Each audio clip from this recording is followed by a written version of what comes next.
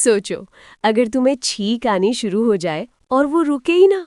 पहले एक छींक, फिर दूसरी, फिर तीसरी और फिर नॉन स्टॉप। पानी पिया, नाक दबाई, सांस रोकी, लेकिन छींक बोली, आज तो मैं यही रहूंगी। डिजी।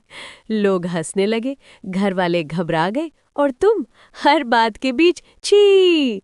फिर समझ आया, कुछ चीजें कंट्रोल में नहीं होती, तो लड़ने के बजाय मुस्कुराओ, टिश्यू उठाओ और जिंदगी को चलने दो, क्योंकि छींक के साथ भी जिंदगी चली जाती है।